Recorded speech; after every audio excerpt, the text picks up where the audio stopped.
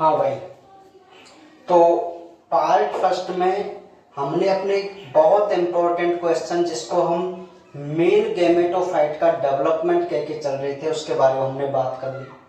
ठीक है, चलिए अब जो हम बात करेंगे उसी में मैं आपको बता दूं कि दो छोटी छोटी सी बात हैं। वो क्या है कि कायिक कोशिका और जनन कोशिका, मतलब कायिक कोशिका तो हम वेजिटेटिव सेल्स बोलते हैं और इसको हम जर्म सेल्स बोलते हैं। जनन कोशिका यानी कि जर्म सेल, और कायिक कोशिका का मतलब होता है वेजिटेटिव कोश सेल्स। तो एक दो पॉइंट आपको कायिक कोशिका और जनन कोशिका के बारे में बहुत सिंपल है कि भाई कायिक कोशिका जो होती है वो बड़ी कोशिका होती है नहीं होती, और उसका जो केंद्रक होता है प्रारंभ में गोलाकार होता है ना, जो बाद में अंडाकार आकृति का हो जाता है, बड़ा हो जाता है, कहने का मतलब है। और जो कायिक कोशिका होती है उसका कार्य स्पष्ट नहीं है, और कुछ वैज्ञानिक ये मानते हैं कि जो पराग नली का निर्माण होता है उसमें कायिक कोशिका का भी कुछ भाग शामिल होता है। देखो अभी हमने जो पराग नली का निर्माण देखा था वो ये देखा था कि अंत्यचूल बाहर निकलता है जनन छिद्र से, लेकिन उस पराग नली के निर्माण में कुछ ना कुछ रोल इसका भी होता है कायिक कोशिका का, लेकिन स्पष्ट कार्य नहीं इसका। ठीक है, नेक्स्ट हम पढ़ रहे हैं जनन कोशिका। तो भाई जनन कोशिका क्या है,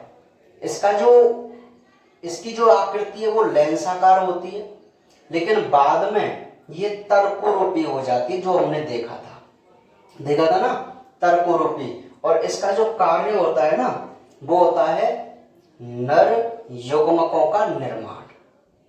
अभी आपको बात समझ में आएगी कि नर युग्मकों का निर्माण क्या होता है। तो हमारा जो टॉपिक है वो अब छोटा सा वो यही है, नर युग्मकों का निर्माण। देखो भाई समझो, आप बोलेंगे सर नर युग्मक तो परागकण ही है, भाई है, मेल गैमेट है, लेकिन फिर अब हम नर युग्मकों के निर्माण की क्यों बात कर रहे हैं। तो मैं आपको बता दूं भाई कि जो परागकण होता है वो एक अपने आप में मेल गैमेट है, लेकिन परागकण भी कुछ ऐसी संरचनाएं बनाता है जो निषेचन करने में सहायक होते हैं। भाई जो परागकण होता है ना वो खुद निषेचन नहीं कर सकता और अपने आप में कुछ ऐसी संरचनात्मक परिवर्तन करता है और जिसमें ऐसी कुछ संरचनाएं बन जाती हैं जो निषेचन करते हैं, तो उन्हीं को हम नाम दे देते हैं नर युग्मक। समझ में आ गई बात। ओवरऑल जो मेल गैमेट वो तो परागकण ही है, भैया परागकण ही अपने अंदर कुछ ऐसी संरचना बना रहा है जो स्पेशली निषेचन के लिए है, तो उनको भी हम नाम दे देते हैं नर युग्मक। ठीक है, अच्छा, नर युग्मक का निर्माण मैंने आपको बता दिया कौन सी कोशिका करती है, जनन कोशिका। आपके पास केंद्रक में दो कोशिकाएं थी, एक तो थी कायिक कोशिका और एक थी जनन कोशिका। तो वेजिटेटिव जो सेल है उसका कार्य स्पष्ट नहीं है, लेकिन वो पराग नली के निर्माण में ही सहायता करती है। और जो जर्म सेल्स होती है उसका मुख्य कार्य होता है मेल गैमेट का फॉर्मेशन करना। ठीक है, अब हम नर युग्मकों के निर्माण वाले चैप्टर को क्यों पढ़ रहे हैं अभी आपको समझ में आ जाएगा। मैं यहाँ कुछ थ्योरी लिख देता हूं। कुछ पादपों में जनन कोशिका का सूत्री विभाजन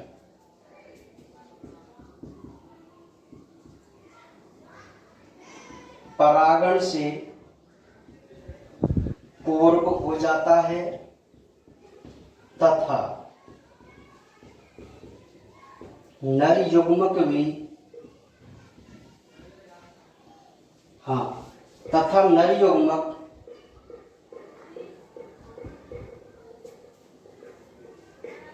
नर युग्मक इनके अंकुरण से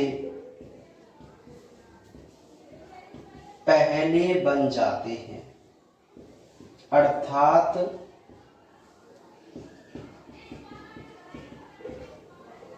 पराग नली में नहीं बनते। एग्जाम्पल, कोल्फा, बंदरबाटी। देखिए भाई, बात को समझने की कोशिश कीजिए, वो क्या कहना चाह रहा है। मैं आपको एक बेसिक बात बता दूं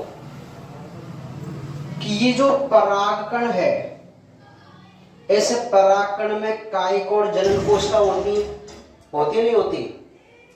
तो अधिकांश जो प्लांट होते हैं, अधिकांश जो पादप होते हैं, उनमें नर युग्मक कब बनते हैं? देखो, कायिक और जनन कोशिका कब बनती हैं? परागण पूर्व बनती है, नहीं बनती? बनती है ना। और ऐसी अवस्था में ये कौन सी घटना होगी? परागण की घटना होगी। और परागण की घटना होगी तो ये जो जनन कोशिका और कायिक कोशिका हैं, वो बाद में क्या करती हैं? एक पराग नली बनाती हैं। और इस पराग नली में जो हमारी जनन कोशिका होती है ना, वो समसूत्री विभाजन करके दो क्या बनाती है? नर युग्मक बनाती है। अधिकांश प्लांट की मैं बात कर रहा हूं, आप मेरी बात को समझिए। मैं ये कहना चाह रहा हूं कि भाई जो जनन कोशिका होती है वो परागण के बाद में, और जब पराग नली बन जाए, परागण हुआ, उसके बाद क्या हुआ? उसमें नर युग्मकोद्भिद भी बन गया, अर्थात पराग नली बन गई। तो ये जो जनन कोशिका होती है ना, वो पराग नली बनने के बाद नर युग्मकों का निर्माण करती है। ये तो है एक सामान्य प्रक्रिया, ठीक है। लेकिन हम क्या पढ़ रहे हैं? हम ये पढ़ रहे हैं कि समसूत्री विभाजन तो परागण से पूर्व हो जाए, लेकिन नर युग्मक इनके अंकुरण से पहले बन जाते हैं, परागकण के अंकुरण से पहले। और परागकण का अंकुरण का क्या मतलब है? पराग नली का निर्माण। अरे मेरे कहने का मतलब है कि भाई अगर जनन कोशिका यहीं पर दो नर युग्मक बना दे, मेरी बात समझ में आ रही है? कुछ प्लांटों में जैसे कोल्फा है और बंदरबाटी है। बंदरबाटी का जो प्लांट है ना, वही है जिसको हम पीपड़ी का पेड़ बोलते हैं। आपने देखा होगा गर्मियों में, अरे वह प्लांट जिसपे मतलब पत्तियां तो रहती नहीं है गर्मियों में, और गोल गोल से वो पत्ती सी उड़ती रहती है ना, जिसके बीच में बीज सा होता है, जिसको खाते हैं हम। तो पापड़ी का पेड़ बोलते हैं, तुम्हारे यहाँ पीपरी क्या बोलते हैं उसको? तो उसको हम बंदरबाटी कहते हैं, ठीक है। हाँ, तो इन प्लांटों में क्या होता है कि जो नर युग्मक का निर्माण होता है जनन कोशिका द्वारा, वो पराग नली के बनने से पहले हो जाता है, बस इतना समझना आपको। जबकि अधिकांश पादपों में क्या होता है कि ये क्रिया पराग नली बनने के बाद संपन्न होती है। तो दोनों में अंतर समझ में आ गया आपको? मैं आपसे क्या कहना चाह रहा हूं कि हमारी बुक में नर युग्मकों का निर्माण वाला टॉपिक क्यों दिया गया है? क्योंकि यहाँ पर कुछ इंटरेस्टिंग बातें हैं। वो इंटरेस्टिंग क्या बात है? वो कुछ अंतर करना चाह रहा है। अंतर कैसे?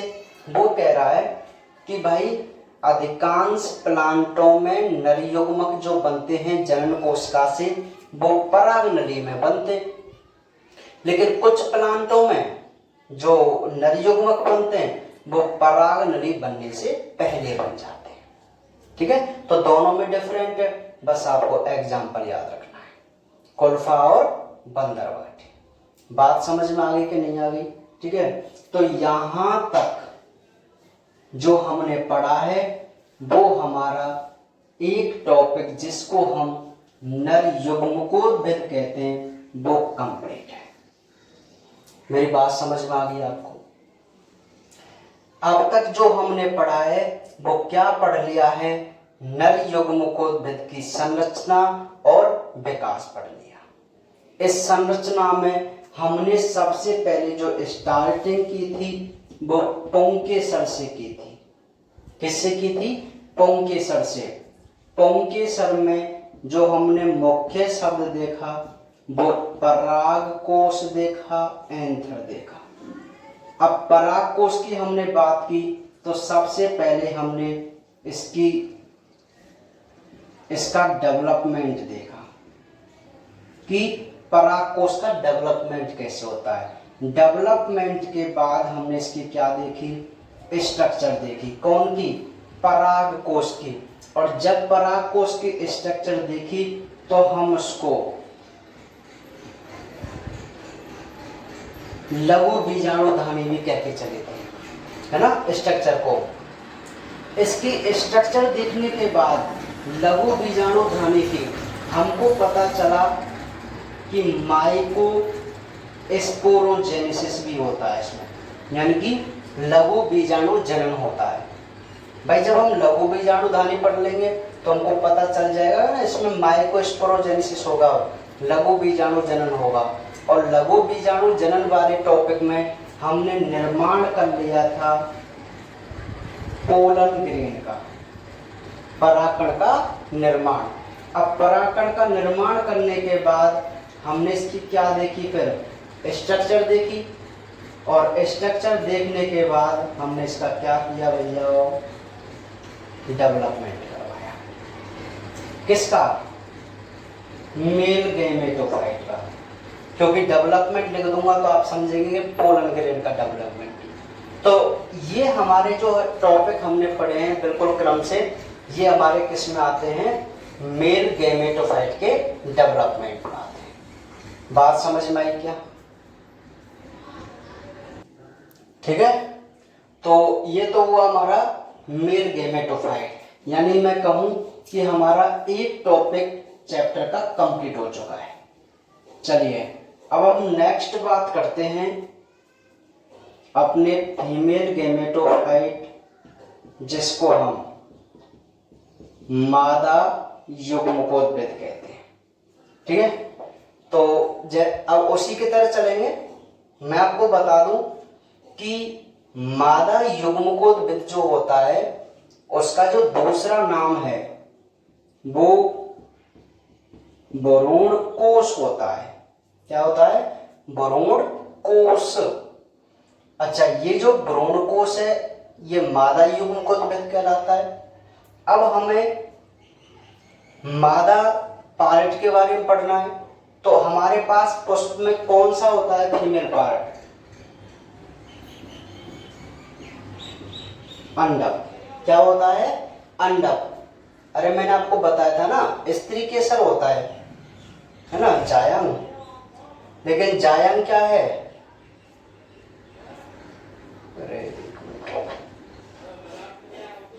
जायंग क्या है? अरे जायंग भाई ग्रुप है अंडक का। जायंग क्या है? अंडक का ग्रुप है। मैं आपको बता चुका हूं ना। तो हम अंडक क्या है? उसकी यूनिट है। तो हम जो बात करेंगे वो किसके बारे में बात करेंगे? अंडक के बारे में बात करेंगे। ठीक है, और अंडक को हम गुरु बीजाणु पर्ण भी कहते हैं। ठीक है, तो मैं कार्पल या मेगा स्पोरोफाइल, कार्पल या मेगा स्पोरोफाइल। ठीक है, तो अब हम जो मादा युग्मकोद्भिद का डेवलपमेंट और संरचना देखेंगे उसमें सबसे पहले हम फ्लावर का फीमेल पार्ट पढ़ेंगे और जिसमें हम हेडिंग करके चलेंगे अंडक। ठीक है, अब अंडक आप सभी जानते हैं कि भाई अंडक क्या होता है। जायंग की जो यूनिट होती है उसको हम कार्पल या अंडक कहते हैं ना। अब इसमें कुछ छोटी छोटी सी बेसिक बात है, जैसे क्या है कि अंडक बीजांड धारण करने वाली रूपांतरित पर्ण होती है, अतः से गुरु बीजाणु पर्ण कहते हैं। बात को आप समझिए कि भाई ये गुरु बीजाणु पर्ण हम इस अंडक को क्यों कह के चल रहे हैं।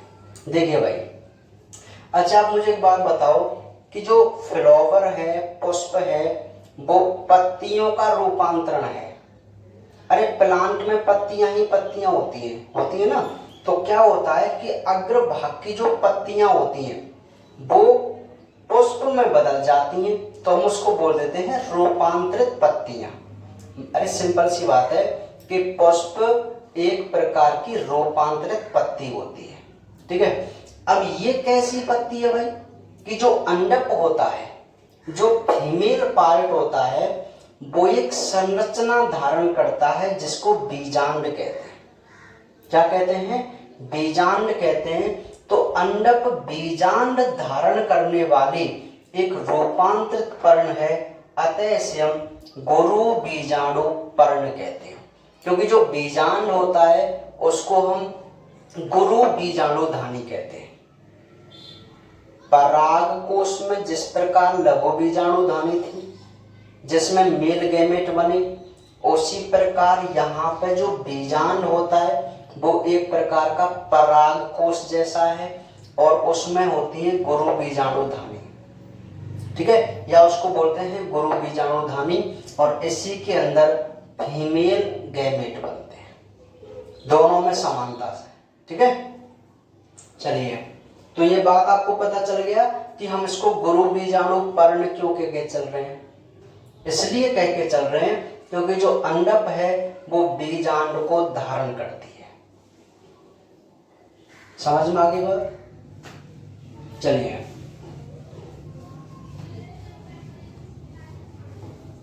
अब यहां जो हम मुख्य बात पढ़ेंगे वो हमारा जो टॉपिक है वो ये रहेगा, बीजांड या जिसको हम गुरु बीजाणु धानी कहते हैं, उसकी संरचना के बारे में हम बात करेंगे, ठीक है। और मैं आपको बता दूं कि आज हम इसकी संरचना का अध्ययन नहीं करेंगे। क्यों नहीं करेंगे? क्योंकि एक लंबा टॉपिक है और मैं अब इसको समझाऊं तो कल भी मुझे दोबारा समझाना पड़ेगा। समझ में आ रही बात? तो हम इस टॉपिक के बारे में कल बात करेंगे डिटेल से, क्योंकि बायोलॉजी में आप जानती हैं कि भाई टॉपिक कोई छोटे होते हैं कोई बड़े होते हैं। तो अब हम यहाँ से स्टार्ट इसलिए नहीं कर सकते आज क्योंकि फिर टाइम ज़्यादा हो जाएगा, समझ रहे ना। चलिए, तो इसकी बात जो हम करेंगे वो कल करेंगे और कल ये हमारा पूरा टॉपिक कंप्लीट हो जाएगा, पूरा चैप्टर।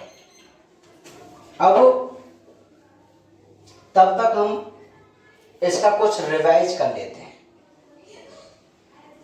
चैप्टर नंबर फर्स्ट से, है ना। चैप्टर फर्स्ट से तो एक बार देखिए चैप्टर फर्स्ट और जो यहां तक जो पढ़ा है उसके बारे में हम बात कर लेते हैं ना।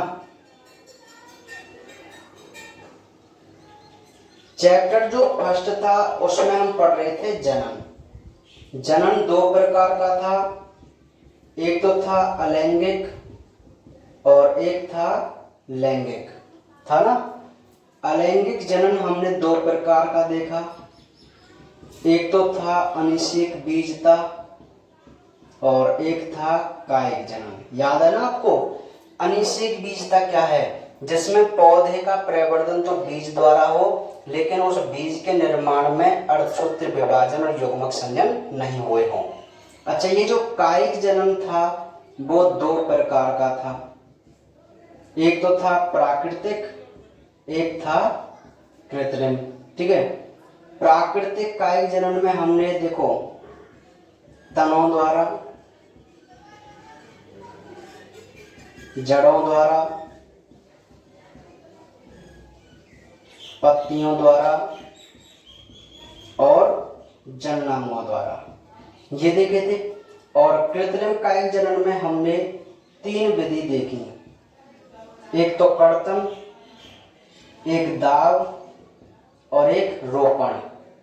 कर्तन में हमने मूल कर्तन और स्तंभ कर्तन। दाब में हमने टीला दाब और गोटी दाब। रोपण में खच्चर, क्रीट, वेज और कलिका। तो इनके बारे में हमने बात की थी नहीं की थी? ठीक है, तो ये हमारा चैप्टर फर्स्ट था, उसका समराइज है। आप सभी टॉपिक को जानते हैं, ठीक है भाई। सेकंड पार्ट, सेकंड में मैं आपको छोटा छोटा सा बता दूंगा। देखो, सबसे पहले हमने एंथर का डेवलपमेंट देखा। एंथर के डेवलपमेंट में क्या देखा कि प्रारंभिक अवस्था में जो एंथर होता है वो एपिडर्मिस द्वारा आवृत अविभेदित कोशिकाओं का क्या होता है, समूह होता है। ये अविभेदित कोशिकाएं, ये अविभेदित कोशिकाएं संरचनात्मक परिवर्तनों के फलस्वरूप क्या बना देती हैं, 4 परागपुट बना देती हैं। और प्रत्येक परागपुट की जो हाइपोडर्मल सेल्स थी, ये वाली हाइपोडर्मल सेल, ये क्या करती हैं कि कुछ हाइपोडर्मल सेल और सेलों से बड़ी हो जाती हैं, जिनको हम प्रेपसु कोशिका कहते थे ना। और ये जो प्रेपसु कोशिका है वो परिणत विभाजन कर 2 कोशिकाएं बनाती थी, प्राथमिक भित्तीय और प्राथमिक बीजाणु। तो ये था डेवलपमेंट ऑफ एंथर। फिर हमने पढ़ा लघु बीजाणु धानी की संरचना। क्या पढ़ा? लघु बीजाणु धानी की संरचना। तो संरचना के हमने 2 भाग देखे। एक तो देखा था परागकोश भित्ति और सेकंड देखा बीजाणुजन कोशिका। तो जो भित्ति है वो 4 थी, एपिडर्मिस, एंडोथीसियम, मिडिल लेयर और टैपिटम। एपिडर्मिस जो थी वो सबसे बाहर की परत थी, सुरक्षा का कार्य होता था। एंडोथीसियम इसके नीचे होती है, अल्फा सेलुलोज के जमा हो जाने से युवाकार की रेशेदार पट्टी बन जाती थी। और मुख्य काम क्या था इसका? परागकोश का स्फुटन करना। क्यों भाई? क्योंकि ये आर्द्रताग्राही प्रकृति की होती थी। मिडिल लेयर 1 से 3 परत वाली होती है। मुख्य बात हम टैपिटम की करें तो सबसे आंतरिक और विशिष्ट परत थी, जो परिपक्व अवस्था में बहुकेंद्र की बहुगुणित हो जाती थी। और ये पोषण के आधार पर 2 प्रकार की थी, एक तो अमीबीय और एक स्रावी। बात समझ में आ गई? तो ये थी हमारी परागकोश भित्ति। फिर हमने बीजाणुजन कोशिका को पढ़ा। बीजाणुजन कोशिका में क्या पढ़ा कि बीजाणुजन कोशिका मातृ कोशिका बनाती है, जो आगे चल के लघु बीजाणु बनाती है। तो ये 2 हमारे मुख्य क्वेश्चन थे। फिर हमने लघु बीजाणुजन पढ़ा कि लघु बीजाणु मातृ कोशिका अर्धसूत्रीय विभाजन द्वारा 4 अगुणित लघु बीजाणु बनाती है, इसे लघु बीजाणु जन्म कहते हैं। पढ़ा था। फिर हमने ये बात पढ़ी कि भाई ये जो 4 लघु बीजाणु होते हैं वो एक चतुष्क के रूप में व्यवस्थित हो जाते हैं। अब जो चतुष्क होते हैं वो हमने चतुष्फलकीय पढ़ा पहले, फिर पढ़ा समद्विपार्श्विक, क्रॉसित, टी आकार, रैखिक। चतुष्फलकीय में आपको पता है एक ओर से देखने पर 3 लघु बीजाणु दिखाई देते थे। समद्विपार्श्विक में 4 लघु बीजाणु एक ही तल में थे। क्रॉसित में एक दूसरे से समकोण बनाते थे। टी आकार में 2 अनुप्रस्थ रूप में और 2 लंबवत रूप में। रैखिक में चारों ही लंबवत रूप में। तो ये हमने चतुष्क देखे थे, ठीक है। और बाकी बातें अभी हमने बात की है, समझ में आ गई? तो कल हम अपने इस चैप्टर को कंप्लीट कर लेंगे। अगर कोई किसी टॉपिक में दिक्कत हो तो आप मुझे कमेंट में बता देना, उसका भी कल रिवाइज करा देंगे, ठीक है।